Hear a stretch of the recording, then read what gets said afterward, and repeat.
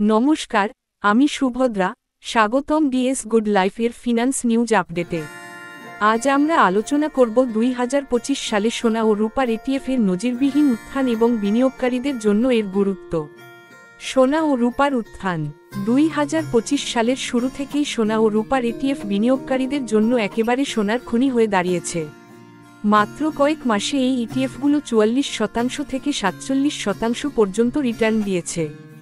বাজার বিশেষজ্ঞদের মতে এটি গত কয়েক বছরের মধ্যে অন্যতম সেরা পারফরমেন্স। কেন বাড়ছে সোনা ও রূপার দাম? এখন প্রশ্ন হল, হঠাৎ কেন এত উত্থান? এর পেছনে কয়েকটি গুরুত্বপূর্ণ কারণ আছে। 1. মার্কিন ডলারের দুর্বলতা। ডলারের মান কমায় আন্তর্জাতিক বাজারে সোনার চাহিদা বেড়েছে।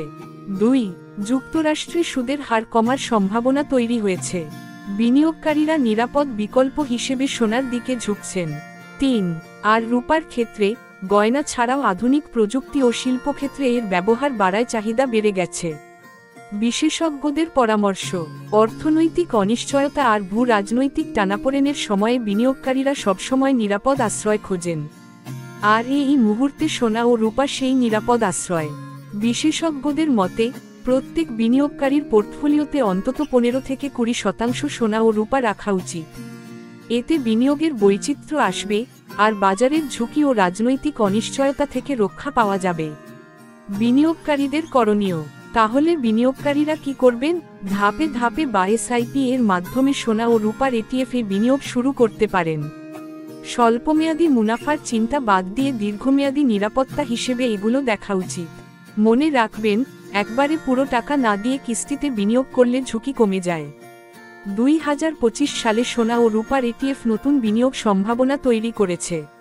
ইতিহাস বলছে, অনিশ্চিত সময়ে সোনা রূপা সবসময় বিনিয়োগকারীদের ভরসার জায়গা। তাই পরিকল্পিতভাবে পোর্টফোলিওতে এই মূল্যবান ধাতুর জায়গা রাখা সময়োপযোগী পদক্ষেপ হতে পারে।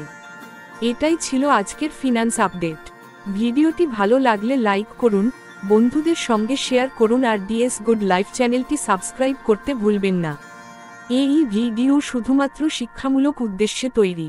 বিনিয়োগের আগে অবশ্যই নিবন্ধিত ফিনান্সিয়াল অ্যাডভাইজারের পরামর্শ নিন।